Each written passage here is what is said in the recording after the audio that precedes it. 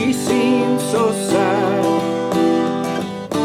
I got another, which she ignored, a smaller one. They didn't play, they didn't romp, they didn't give each other the time of day.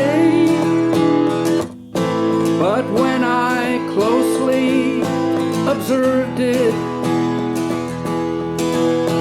I saw it. They formed a pack, 2 dogs and 1 human.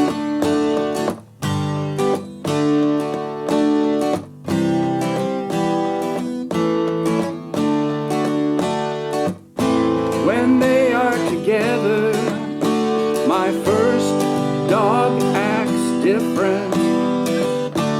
It's very subtle.